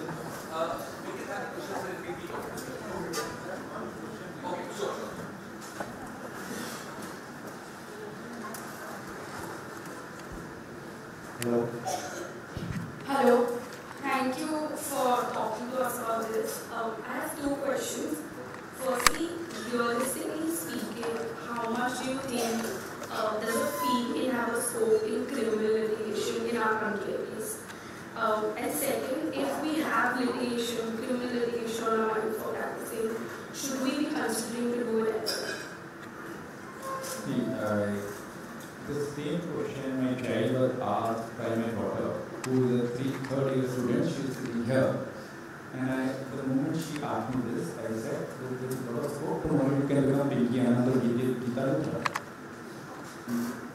Opposite Pinky Anand appeared in criminal cases. Recently, she was representing the government, and my client, this Ellen Mittal's brother, who had spent 500 crores on the daughter's marriage, but has found their check for 1800 crore rupees, and I was representing him, and the SEC was represented by Ms. Pinky Anand. We were arguing. And DC with Sita Lutra. So, somehow, please understand one thing. People feel that criminal law is for these murderers, rapists, for this, and unfortunately, I also ended up giving those examples. But please understand, more and more education is spreading, more and more you are practicing in the metropolitan cities, these offenses are much lesser. There are more of a white collar crime. 95% of my clients are so well off in life. See, once I was arguing in court, and there is a very prominent lawyer, Mr. Siddharth, he asked me that, Vijay, where is your office, where is your residence? I said, my residence office is common. So he reacted that a criminal lawyer should not have residence and office common, because a murderer, a rapist or kidnapper may end up visiting you. But I told him that, see, my practice is mainly white collar criminal law. I mean, the client of mine, suppose I am lawyer for Subhash Chandra, right? I am lawyer for Prakash Industries owner, I am lawyer for Morbid owners. Those are the guys, it's a privilege for me if they are coming to my office, right? So, criminal law, people look at as a matrimonial, I'm sorry, people look at this rape, murder, jagda. No, criminal law has a lot of facets to it. And more education is spreading. And please, do not practice guilt. If you see IPC, there are various chapters. So, I don't do offense against the body. I am happy doing offense against the property. So, हम छोटा section नहीं करते, 400 से बड़ा section नहीं करते, right? So, if it is an offense against the property, you are doing those cases, and those are the more cases. And please understand, in this way, murder, you will not get a repeat customer. A cheat, a person who is cheating or getting a check down, he will get a repeat customer. And then he will bring his others also. And if you give him good service, he might go and do it again and come back to you. Right? So, this is it. So, there you get a repeat customer. So, in criminal law, please do not distinguish between a man or a woman. It is this law profession is gender neutral. And as I said, that people call us up. So this is it. So this profession is gender neutral. I have seen a lot of lawyers in front of a lady judge, they are saying, my lord, my lord, my lord. It really takes a while, that you start calling her my lady, or you call her my lady or my lord. So our profession is gender neutral. I have seen women who are doing this, who are going to the hard jail, who are dealing with the NDPS cases and every kind of cases they are dealing with. So you have to be just dispassionate and see what the case in front of you is. And there was a Supreme Court judgment, I would not remember. There was some gruesome case, and it was before a lady judge. So an application was moved to say that please transfer it to a male judge, because the things which are being argued are embarrassing. Then the court held that judge is a judge, judge is not a male judge or a female judge. So please, if I am arguing a case and I am in front of the lady judge, and whatever may be the facts, it would never come to my mind. And even if, suppose it is a sexual offense case, even though I will read whatever I have to read. So this is it. So it should not come to your mind. And please understand this criminal law today, if you are practicing in a city, if you are practicing in a village or in a small town, then you will get only those kind of cases. But in case you are practicing in a metropolitan city, those offenses against the body are hardly 1%. And as we were told by Mr. Rasim, daily a new law is coming. In companies that they have involved criminal now. So PMLA they have, now you have Benami prohibition. So every day are you, now check bouncing cases, initially, check bouncing cases you get for asking. In your gully, mohalla, everywhere, somebody's check is bouncing and you come in. And initially you can try, and I started my career with the check bouncing case or a matrimonial case. Gully mohalle I read in the newspaper it was that 80,000 marriages, bahut bada saya hai, 80,000 marriages today. I said, okay, 20,000 lawyers will get business at least after 3 months. So, at least one case you will get, and then you are doing it well. And for women, I have seen In matrimonial cases, they are extremely successful. Child custody cases, they are extremely successful. But still, it really does not matter. Thank you, sir. And I think with that, we're going to conclude this panel discussion.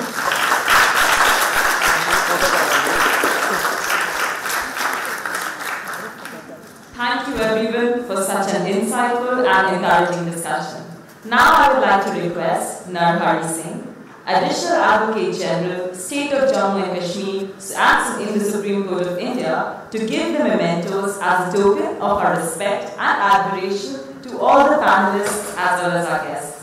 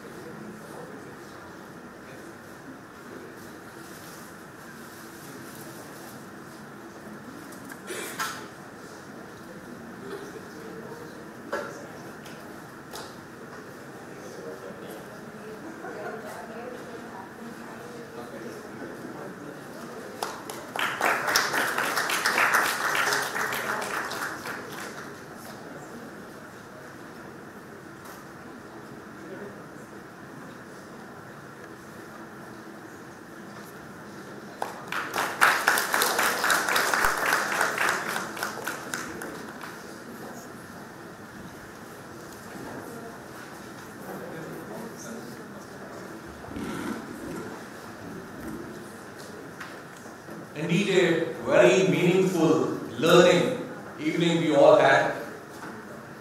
The industry officials who have come with the diversified experience and exposure has given the insight, rather what they have lived in their professional career is what we have got to know about it. I follow Kabir very religiously. So, one of his dua, what he says in that, Kal kare so aaj kare so ab. This is what today they have said about the internship, the learning in the court. The real classroom is the courtroom. They have also mentioned that you should not create boundaries for yourself. That I am at this area of practice lawyer.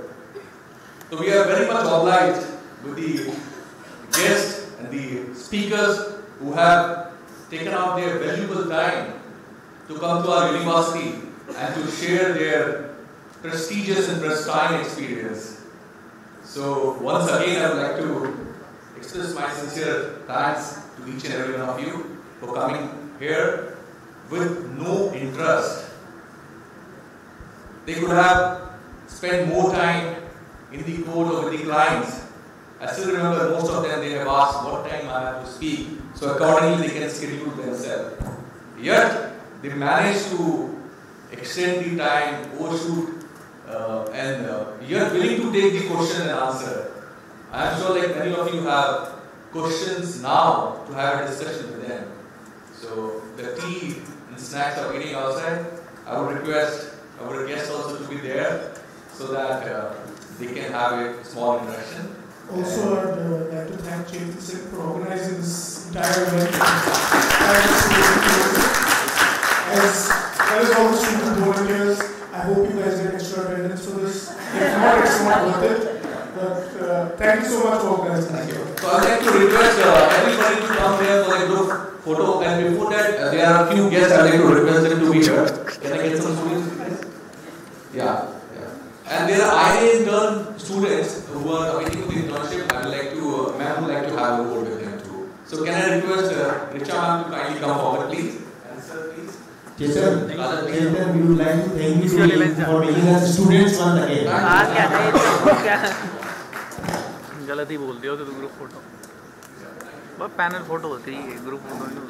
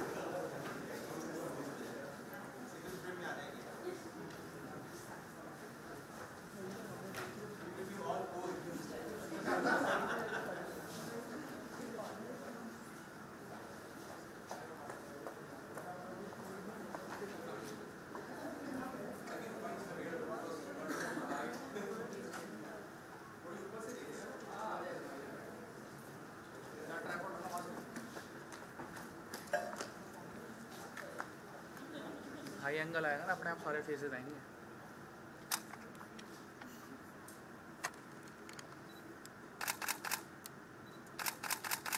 It's okay. Thank you. Welcome, sir.